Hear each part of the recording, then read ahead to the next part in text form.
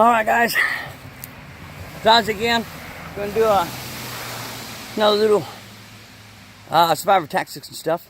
There's a big limb that fell down. I don't know if you can see it. From this big tree.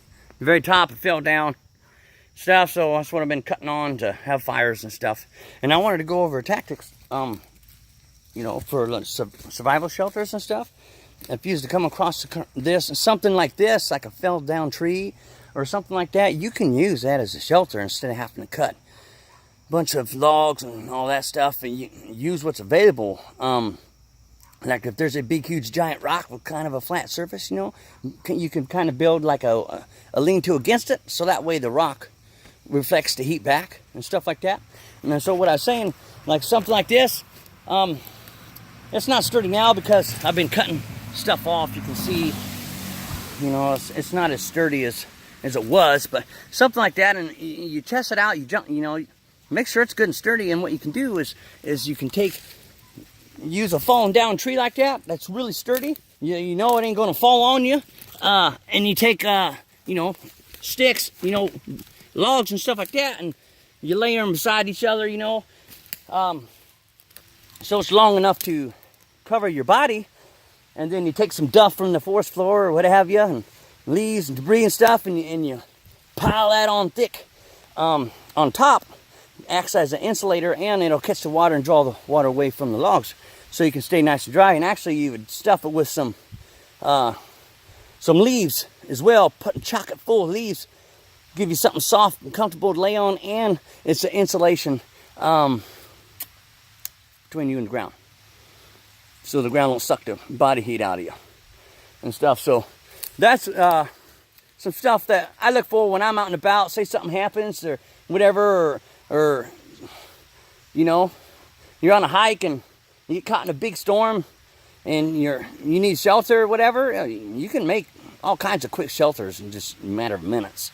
Even if you don't even have no tools, no saws or something, you know, you can still, you know, like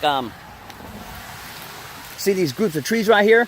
You could take a log, like say this one right here, and you stick it in there about where you want it, how long you want it to be, and then you kind of pull, and you can use two trees that are close together like that as a break, so you can break it off, you know, or because when you're surviving, it doesn't have to be exact. You're not building, you know, a temple or anything, you know. It's something to keep you dry and warm and or cool, depends on the environment. And how, you know, if it's hot, then obviously you need to stay cool. If it's cold, you need to stay warm and stuff like that, and keep you out of the rain. And actually, I'm doing these videos because today is actually raining. I don't know if you can hear it, but it's raining pretty good. It's been raining off and on all day. Perfect training. Like I stated before, I love training as real as possible. Not only just surviving, but anything that you train on, as close to real as you can make it, and continually train. You know, that's what it's about, because it's like muscle memory. You get it in the back of your head, so you know when the time comes, and you automatically just revert back to your training. That's why, like in the military and police officers, that's why they train and train and train and train and train and train and train so much. Because then when it's a real deal, you just automatically act. You know, you just automatically fall on your training.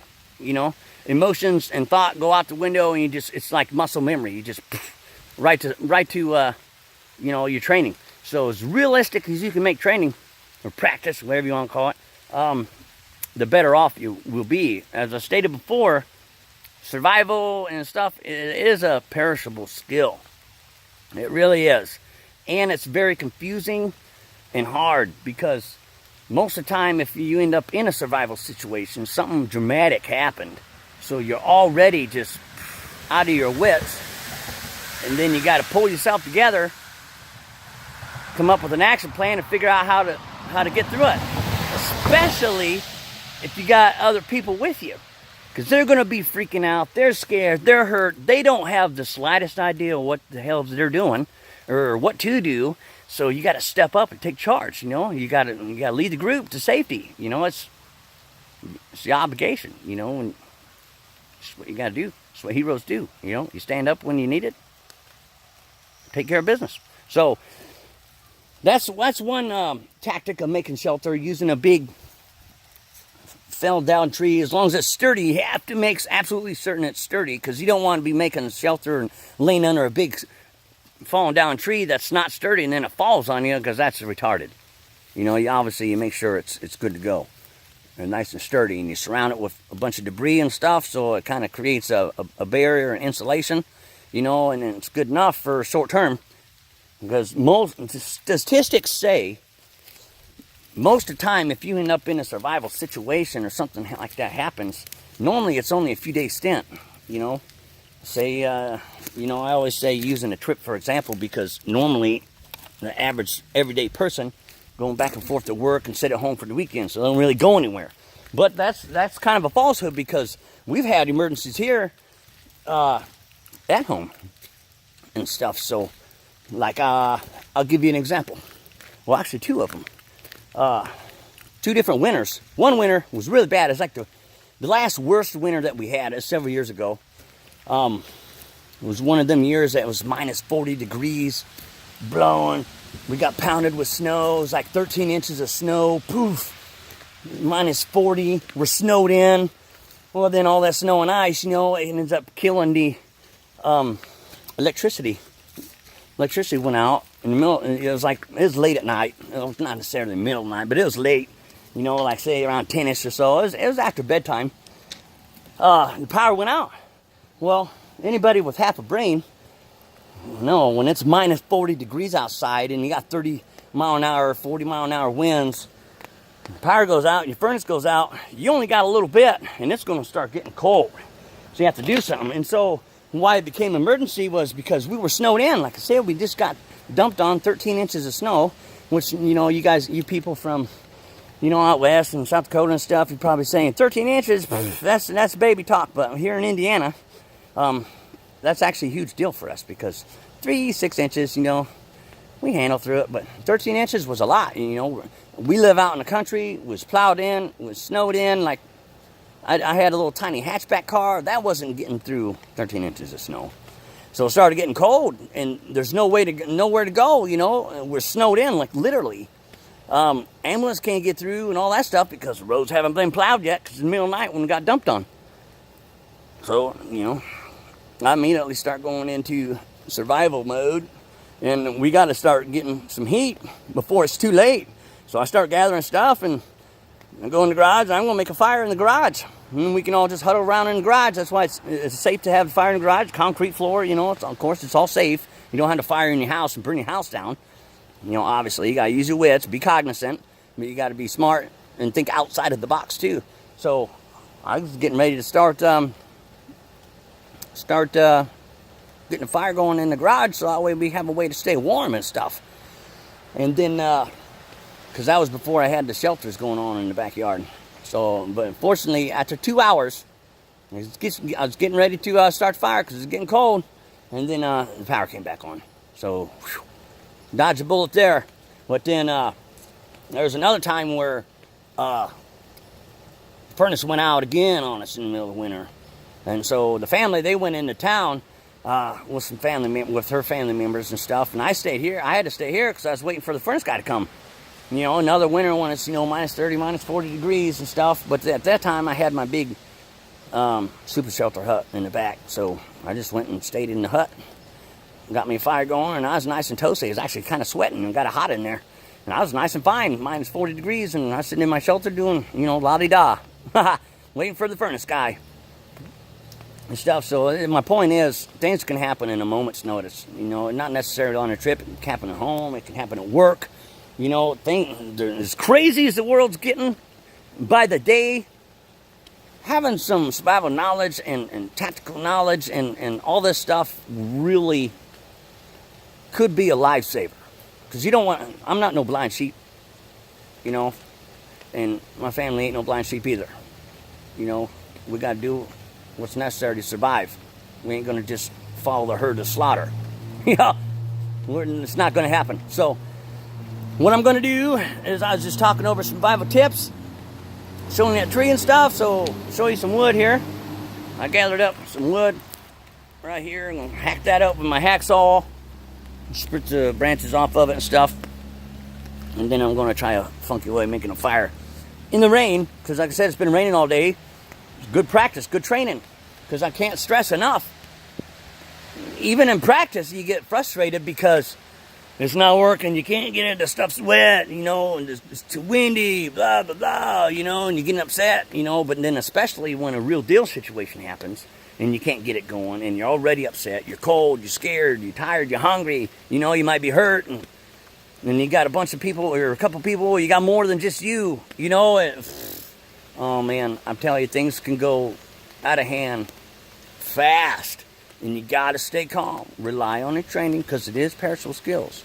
And if you can't get it, you just got to stay calm, stay with it. Just stay with it, man. And you'll get it. You'll get it eventually. If not, then, you know, you have to sleep a night in the cold. Then when sun comes back up, you can try it again, you know. I don't know. I'm big on survival because stuff happens all the time, man. Several things have happened with us, you know, whether it's on vacation trips, at home. You know, you never know. So what I did was I made a little umbrella thing here so I can keep my phone dry. Keep my phone dry while I make this video. And it's like raining. Yeah, I don't know if you can hear it, but it's raining. Oh man, I don't know. Might have to. Oh, I'm getting something right. Well, I tell you what. Oh man. Ouch. All right, so coming down even harder. My little umbrella thing wasn't working. I didn't make it big enough. And that's another key point to touch on: survival fires and stuff. You see a lot of survival videos and people showing, you know, they have a fire outside their little shelter and stuff. They might have these super shelters and the fire's right outside. Well, what are they going to do when it rains? It's going to put the fire out, and then it's screwed. So, I highly encourage and recommend, if you're making a fire, while you're getting all the wood around, go ahead and gather wood to make you a little lean-to that goes over the fire.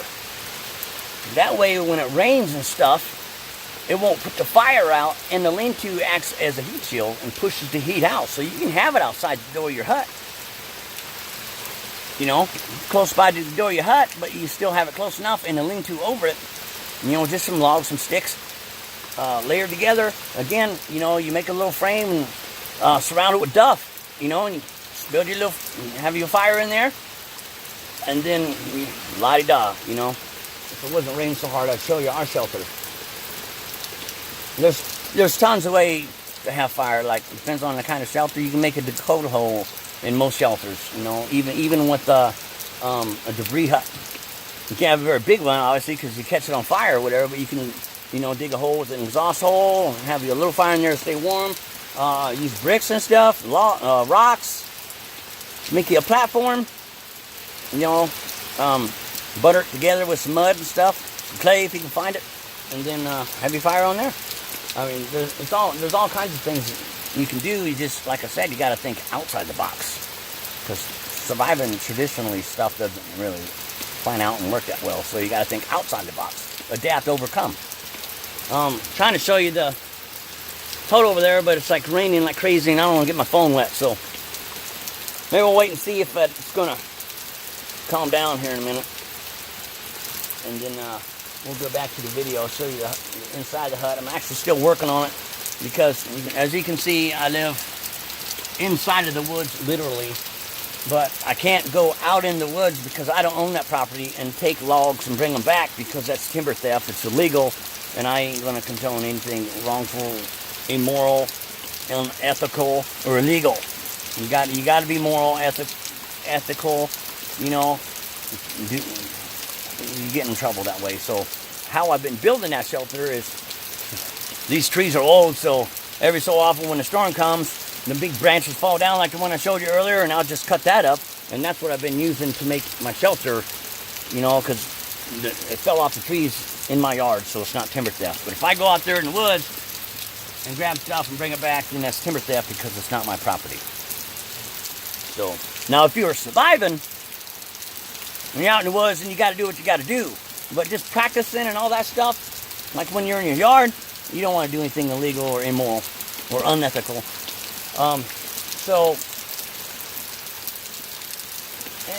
Well, yeah, I think it's going to be raining like this for the rest of the night, so fire's probably not going to happen. Trying to think. So, well, and then also too, the stuff that I do use in here is dead stuff. Like I said, it's tree limbs that fell off, and it's dead wood. I don't cut green trees for practice or for anything unless I absolutely have to. Like I said, if you're surviving, that's a different story. You gotta do what you gotta do. Like, if you gotta make a spindle and bow drill, you need to use green wood because it's stronger. Dead wood is weak, it'll break, all that stuff, and then the green wood works better, but you don't need to cut down a whole tree to get a spindle, Most you can take a branch off, that way it won't kill the tree. So, this is raining pretty good. Alright, well, so much for that. We'll wait and see if it calms down, and then we'll get back to it. Go over some more tactics. Like I said, if you guys have a different way you do it, or a different thought process, by all means, share. Like I said, I'm just trying to share my knowledge because with all the crazy stuff going on today, the world's getting crazier and crazier and crazier. You never know what's going to happen. And even, too, like if you're on a trip or you're going somewhere, not even necessarily on a trip, you could be on your way to a grocery store or something. Something happened. Tornado happened. Tree fall down. Tornado come. You never know. Things can happen. You get blasted with snow all of a sudden, So, I don't know. I like the survival, I like teaching, and I like practicing. Because you never know. Someday, somebody might have seen my videos, and it could have saved their life. Because they're like, oh, I didn't know anything about this until I saw your video, and then it saved my life. So, well, God bless America. Thank you for our police and our soldiers, and our freedom. I appreciate all my brothers and sisters in uniform, especially ones in harm's way right now. God bless you. And we'll see you soon. Stay safe.